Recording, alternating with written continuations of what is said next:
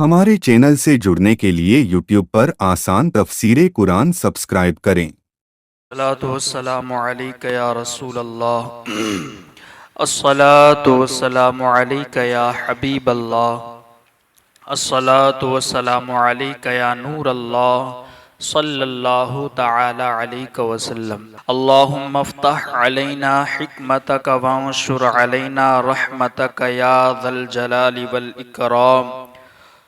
अऊज़ु बिल्लाहि मिनश शैतानिर रजीम। बिस्मिल्लाहिर्रहमानिर्रहीम। लियक़तअ तरफ़म मिनल्लज़ीना कफ़रू औ यकबितहुम फ़यंक़लिबू ख़ाइबीन।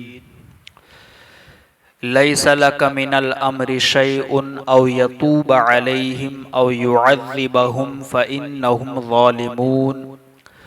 वलिल्लाहि मा फिस समावाति व मा फिल अर्द यग़फ़िरु लिमन यशाअ व युअज़्ज़िबु मन यशाअ वल्लाहु गफ़ूरुर रहीम।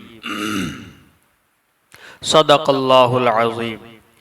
हज़रात मुहतरम, मैंने जिन आयात को तिलावत किया है वो पारा नंबर 4 सूरह आले इमरान की आयत नंबर 127, 128 और आयत नंबर 129 है। आयत नंबर 127 से पहले हम ये सुन चुके हैं कि अल्लाह रब्बुल इज़्ज़त ने मुसलमानों की जो मदद फरमाई थी मैदान बद्र में, तो वो मदद अल्लाह रब्बुल इज़्ज़त ने उनकी खुशी के लिए और उनके दिलों को चैन मिल जाए इसलिए फरमाई थी। वहां पर मामला ये था कि बद्र के मैदान में 1000 काफिर 313 मुसलमानों के मुकाबले में आए थे और मुसलमान अबू सुफियान की क़यादत में जो काफिला गया था उससे माले गनीमत हासिल करने के लिए निकले थे। जैसा कि अल्लाह रब्बुल इज़्ज़त ने इरशाद फरमाया सूरह अनफाल के अंदर, वइज़ यईदुकुमुल्लाहु इहदत ताइफ़तैनि अन्नहा लकुम व तवद्दून अन्न गैर ज़ातिश शौकति तकूनु लकुम व युरीदुल्लाहु अन युहिक्कल हक़्क़ व यक़तअ दाबिरल काफ़िरीन, कि अल्लाह ने तुमसे वादा फरमाया है कि वो दो गिरोहों में से किसी एक गिरोह से तुम्हारा मुकाबला होगा। यानी कि वो दो गिरोह कौन से? एक तो वो जो अबू सुफियान की क़यादत में काफिला मुल्क शाम माले तिजारत लेकर के गया है, और दूसरा गिरोह वो जो अबू जहल की क़यादत में 950 से ज़्यादा अफराद के साथ मुसलमानों पर हमला करने के लिए काफिला आया हुआ है। अब इन दो गिरोहों में से किसी एक से तुम्हारा मुकाबला होगा, ये अल्लाह ने वादा फरमाया था। लेकिन सहाबा, तुम्हारे महबूब तुम्हारे सहाबा ये चाहते हैं कि उनका मुकाबला उनसे हो जिनके पास, जिनके साथ कांटे की टक्कर नहीं, यानी कि उनसे जाहिर सी बात है कि जो अबू सुफियान की क़यादत में है, जो अफराद में भी 50 अफराद के ऊपर मुश्तमिल है और जंगी सामान भी उनके पास नहीं है, तो उनसे ज्यादा मुज़ाहमत नहीं करनी पड़ेगी और आसानी से माल भी मिलेगा और फतेह भी हासिल हो जाएगी और माल भी ज्यादा मिलेगा। तो सहाबा तो उसके साथ मुकाबला करना चाहते हैं, मगर अल्लाह रब्बुल इज़्ज़त की चाहत कुछ और है। अल्लाह ये चाहता है कि महबूब तुम्हारा मुकाबला उनसे हो जो तादाद में तुमसे ज्यादा है। तुम तादाद में कम हो, वो तादाद में ज्यादा हो। तुम लाओ लश्कर के साथ न हो, असलहे में कम हो, वो असलहे के साथ हो, वो लाओ लश्कर के साथ हो। जंगी सामान तुम्हारे पास कम हो, जंगी सामान उनके पास ज्यादा हो, और फिर उनसे तुम्हारा मुकाबला हो और फिर उन पर अल्लाह रब्बुल इज़्ज़त तुम्हें फतह नसीब फरमाए ताकि कुफ्फार की जड़ कट जाए। लियक़तअ तरफ़म मिनल्लज़ीना कफ़रू औ यकबितहुम फ़यंक़लिबू ख़ाइबीन, इसलिए कि वो काफिरों का एक हिस्सा काट दे या उन्हें जलील और रुसवा कर दे, तो वो नामुराद होकर लौट जाए। उन्हें जलील और रुसवा कर दे यानी वो जब हजारों के साथ, जब तुम्हारे साथ मुकाबला हजारों का होगा और फिर उन्हें शिकस्त होगी 313 के मुकाबले में, तो वो कितने जलील और रुसवा होकर लौटेंगे। तो अल्लाह रब्बुल इज्जत तो उनकी जड़ को काटना चाहता है और अल्लाह ये चाहता है कि उनके बड़े बड़े काफिर काट दिए जाएं। अल्लाह ताला ने मुसलमानों की मदद इसलिए भी फरमाई कि काफिरों के बड़े बड़े सरदार मारे जाएं और गिरफ्तार किए जाएं और उसके जरिए काफिरों की कुव्वत खत्म हो। अगर उनका लश्कर भी थोड़ा होता, तुम भी थोड़े होते और फिर मुकाबला होता और फिर वो शिकस्त खा जाते, तो इससे काफिरों की जड़ तो न कटती, फिर वो वापस जाते हजारों के साथ, फिर दोबारा हमला करने के लिए वापस चले आते। मगर अल्लाह तो उनकी जड़ काटना चाहता था कि वो लाओ लश्कर में ज्यादा हो, असलहे के साथ हो, तुम कम हो, बज़ाहिर कुव्वत उनके पास ज्यादा हो और तुम्हारे पास कम हो, जाहिरी असबाब कम हो और फिर मुकाबला हो और उन पर अल्लाह तुम्हें फतह नसीब फरमाए ताकि उनकी जड़ कट जाए और उन्हें जलील और रुसवा करे। लैसा लका मिनल अम्रि शैउन औ यतूब अलैहिम औ युअज़्ज़िबहुम फ़इन्नहुम ज़ालिमून। और ए हबीब, आपका इस मामले से कोई ताल्लुक नहीं। अल्लाह चाहे तो उन्हें तौबा की तौफीक दे दे और चाहे तो उन्हें अजाब में डाल दे, क्योंकि ये जालिम हैं। वलिल्लाहि मा फिस समावाति व मा फिल अर्द यगफिरु लिमन यशा व युअज़्ज़िबु मन यशा वल्लाहु गफूरुर रहीम। और अल्लाह ही का है जो कुछ आसमानों में है और जो कुछ जमीन में है, जिसे चाहे बख्शे और जिसे चाहे अजाब करे। अल्लाह बख्शने वाला मेहरबान है। हिजरत के चौथे साल सफर के महीने में सरकारे दो आलम सल्लल्लाहु अलैहि वसल्लम ने 70 कारी सहाबाई किराम यानी कुरान पढ़ने वाले 70 सहाबाई किराम रिदवानुल्लाहि ताला अलैहिम अजमाइन को मक्का और अस्फान के दरमियान एक जगह है बीरे मऊना, इसकी तरफ भेजा। 70 सहाबाई किराम को कुरान के कारी जो थे, किस लिए भेजा? ताकि वहां लोगों को कुरान पाक और दीनी मसाइल की तालीम दे। यानी ये आयत कब नाजिल हुई उसका शान नुज़ुल बताया जा रहा है कि सरकार दो आलम सल्लल्लाहु अलैहि वसल्लम ने हिजरत के चौथे साल सफर के महीने में 70 सहाबाई किराम को बीरे मऊना की तरफ भेजा ताकि वहां लोगों को कुरान पाक की तालीम दे और दीनी मसाइल की तालीम दे। आमिर बिन तुफैल ने धोखे से उन्हें शहीद कर दिया। यानी जिन सहाबा को इसके कहने पर भेजा था, इसके साथ आमिर बिन तुफैल की मुनाफिक था, इसके साथ भेजा था, तो उसने धोखे से उन्हें शहीद कर दिया। उन काफिरों के खिलाफ हुजूर सैयदुल मुरसलीन सल्लल्लाहु अलैहि वसल्लम ने बर्बादी की दुआ का इरादा फरमाया, तो अल्लाह ताला ने आप सल्लल्लाहु अलैहि वसल्लम को रोक दिया। उसके मुतालिक की आयत करीमा नाजिल हुई। यानी सरकार दो आलम सल्लल्लाहु अलैहि वसल्लम को जब पता चला कि उसने धोखे से इन्हें शहीद कर दिया है, तो सरकार ने उनके लिए, उन कुफ्फार के लिए, ये भी काफिर था, तो उनके लिए दुआए ज़रर फरमाई। तो अल्लाह रब्बुल इज्जत ने सरकार दो आलम सल्लल्लाहु अलैहि वसल्लम को दुआ करने से रोक दिया। तब ये आयत करीमा नाजिल हुई कि लैसा लका मिनल अम्रि शैउन औ यतूब अलैहिम औ युअज़्ज़िबहुम फ़इन्नहुम ज़ालिमून। ए हबीब, आपका इस मामले से कोई ताल्लुक नहीं। अल्लाह चाहे तो उन्हें तौबा की तौफीक दे दे और चाहे तो उन्हें अजाब में डाल दे, क्योंकि ये जालिम हैं। और फरमा दिया गया कि आप सल्लल्लाहु अलैहि वसल्लम उनके लिए कोई दुआ न करें, उनका मामला अल्लाह ताला पर छोड़ दें। अल्लाह ताला चाहे तो उन्हें तौबा की तौफीक दे और चाहे तो अजाब दे। ये हुजूर अक़दस सल्लल्लाहु अलैहि वसल्लम की वो मुबारक तरबियत है जो अल्लाह रब्बुल इज़्ज़त ने खुद फरमाई है और हर जगह अपने हबीब सल्लल्लाहु अलैहि वसल्लम की अल्लाह ने कामिल रहनुमाई फरमाई है। इस आयत के शान नुज़ुल में बहुत से दीगर अक़वाल भी है। जैसे एक कौल ये भी है कि ये आयत उहद के वाक़े में नाजिल हुई कि उसकी भी कि उतबा बिन उबै वक्कास की ज़र्ब से नबी करीम सल्लल्लाहु अलैहि वसल्लम के सर मुबारक जख्मी हो गया और सामने के 4 दांतों में से दाईं जानिब का निचला दांत शहीद हो गया। आप अपने चेहरे से खून साफ कर रहे थे। अबू हुज़ैफा के आज़ाद करदा गुलाम आपके चेहरे से खून धो रहे थे। उस वक्त आपने फरमाया कि वो कौम कैसे फलाह पाएगी जिसने अपने नबी का चेहरा खून आलूद कर दिया। उस वक्त आपने उनके लिए दुआए ज़रर करना चाहिए तो ये आयत करीमा नाजिल हुई।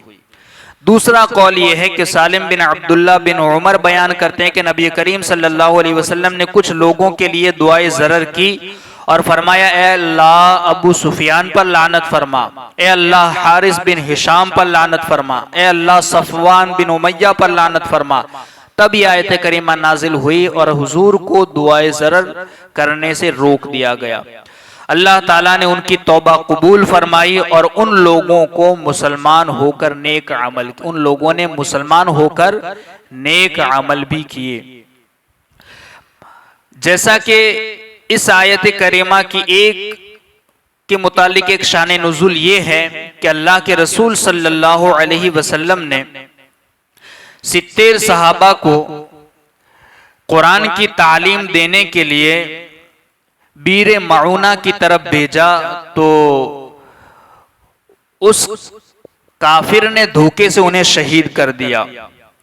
तो इस पर कुछ लोग एतराज करते हैं। बाज अहले तनकीस कहते हैं कि अगर रसूलुल्लाह सल्लल्लाहु अलैहि वसल्लम को इल्म गैब हासिल होता तो आप सल्लल्लाहु अलैहि वसल्लम आमिर के मुतालबा पर 70 सहाबा को नजद न भेजते। अगर हुजूर को वाकई इल्म गैब होता तो हुजूर को पता होता कि अगर इनके साथ भेजूंगा तो ये धोखे से शहीद कर दिए जाएंगे। तो हुजूर को इल्म गैब होता तो जान लेते और न भेजते। तो ये एतराज उन लोगों का है जो हुजूर के इल्म गैब पर शक करते हैं। अगर बावजूद इल्म के आपने उनको भेजा तो आप पर अल-अयाज़ु बिल्लाह इल्जाम आएगा। तो आपने जानबूझकर उन्हें मौत की तरफ ढकेल दिया। यानी कि अगर इल्म के बावजूद सरकार दो आलम सल्लल्लाहु अलैहि वसल्लम ने उन्हें भेजा तो आप पर यह इल्जाम आएगा कि हुजूर ने जानबूझकर उन्हें मौत के मुंह में धकेल दिया। इसका एक जवाब यह है कि रसूलुल्लाह सल्लल्लाहु अलैहि वसल्लम को अहले नजद के इस्लाम दुश्मनी का इल्म था। हुजूर को ये इल्म था, तभी आपने फरमाया था कि मुझे अंदेशा है कि नजदी सहाबा को हिलाक कर देंगे।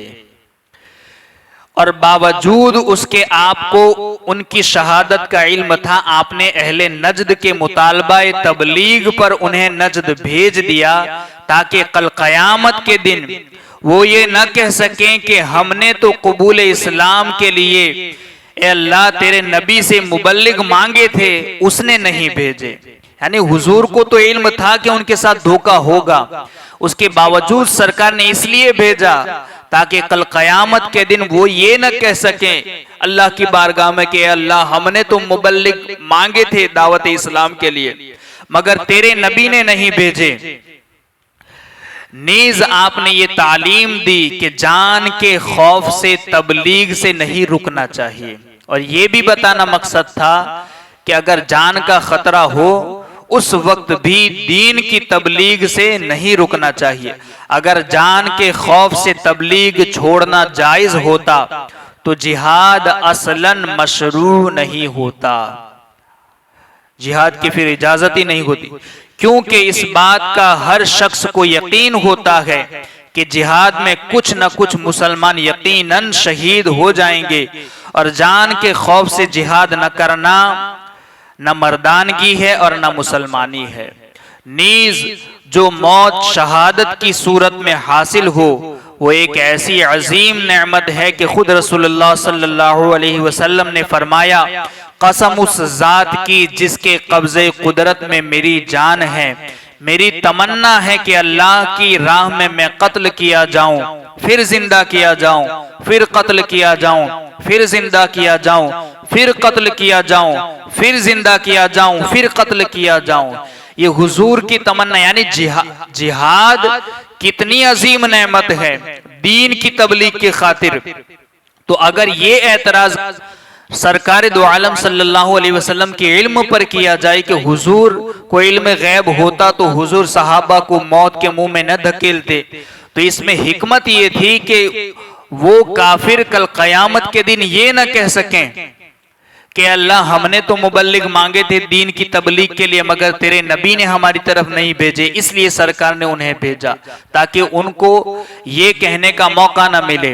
और दूसरा ये कि ये भी हिकमत थी कि मौत के खौफ से दीन की तबलीग नहीं छोड़नी चाहिए, दीन की तबलीग हर हालत में करनी चाहिए।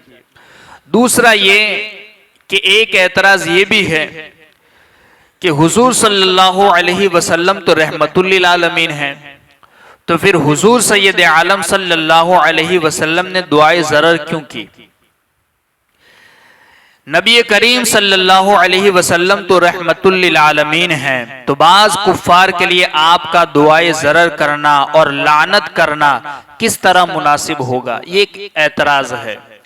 उसका जवाब नक्शे इजमाली के तौर पर यह है कि अल्लाह ताला रहमान और रहीम है, उसके बावजूद अल्लाह ताला का कुफ्फार को अजाब देना जब उसके रहमान और रहीम होने के मुनाफी नहीं, तो फिर आप सल्लल्लाहु अलैहि वसल्लम का उनके लिए दुआए ज़रर करना आपके रहमतुल लिल आलमीन के मुनाफी क्यों कर हो सकता है?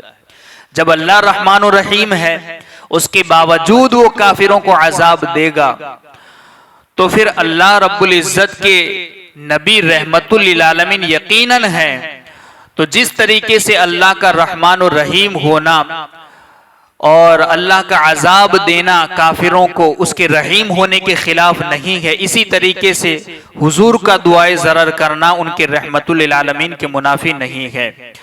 और अगर इसका तफसीली जवाब देखा जाए तो नबी करीम सल्लल्लाहु अलैहि वसल्लम के रहमतुल लिल आलमीन होने का माना यह है कि आपकी हिदायत और इस्लाम लाने की दावत तमाम जहानों के लिए है। आपके रहमतुल लिल आलमीन का माना यह है कि आपकी हिदायत और इस्लाम लाने की दावत तमाम जहानों के लिए है। आप किसी खास इलाका या किसी खास कौम या खास जमाने के लिए रसूल नहीं हैं, बल्कि आपकी बैसत कयामत तक के तमाम जिन्नों और इंसानों के लिए है। आपके लाए हुए दीन पर अमल कर कि तमाम मखलूक दुनिया में अदल और अमन के साथ रहेगी और आखिरत में उस पर जन्नत की तमाम नेमतों का दरवाजा खुल जाएगा। और जिस तरह दावत इस्लाम को रद्द करने वाले काफिरों से किताल करना, मुर्तद्दीन को कत्ल करना, जानियों को रज्म करना और उनको कोड़े लगाना, चोरों के हाथ काटना, डाकुओं को कत्ल करना, उनको फांसी देना, दीगर मुजरिमों को सजाएं देना आपकी रहमत के खिलाफ नहीं है। इसी तरह बाज काफिरों के लिए दुआए ज़रर करना भी आपकी रहमत के मुनाफी नहीं है, क्योंकि हुजूर सैयद आलम सल्लल्लाहु अलैहि वसल्लम तो तमाम जहानों के लिए रहमत बनकर तशरीफ लाए, मगर फिर भी आपके शरीयत के अंदर जानियों को रज्म करना, उनको कोड़े लगाना, चोरों के हाथ काटना, डाकुओं को कत्ल करना, इसी तरीके से मुर्तद्दीन को कत्ल करना, काफिरों के से किताल करना, जब ये सारी चीजें आपकी रहमत के खिलाफ नहीं है, इसी तरह बाज काफिरों के लिए दुआए ज़रर करना भी आपकी रहमत के मुनाफी नहीं है। जिन काफिरों ने नबी करीम सल्लल्लाहु अलैहि वसल्लम के सर और चेहरे को जख्मी किया, आपने उनके मुताल्लिक सिर्फ इतना फरमाया कि वो कौम कैसे फलाह पाएगी जिसने अपने नबी का चेहरा खून आलूद कर दिया, और जो काफिर तबलीग का नाम लेकर 70 सहाबा को ले गए उनको कत्ल कर दिया। उनके खिलाफ नबी करीम सल्लल्लाहु अलैहि वसल्लम 1 माह तक दुआए ज़रर करते रहे। जाहिर है कि अगर ये फेल नाजायज और नामुनासिब होता तो 1 महीने तक हुजूर सल्लल्लाहु अलैहि वसल्लम उनके लिए दुआए ज़रर करते रहे। ये अगर नाजायज होता या नामुनासिब होता तो अल्लाह रब्बुल इज्जत पहले ही दिन हुजूर को इस काम से रोक लेता।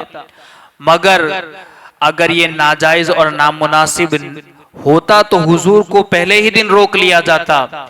अगर पहले ही दिन रोका नहीं गया तो इसका मतलब ये है कि ये जायज तो है मगर उसमें कुछ हिकमत है जो अल्लाह रब्बुल इज्जत हुजूर सल्लल्लाहु अलैहि वसल्लम को इस दुआ से रोकना चाहता है।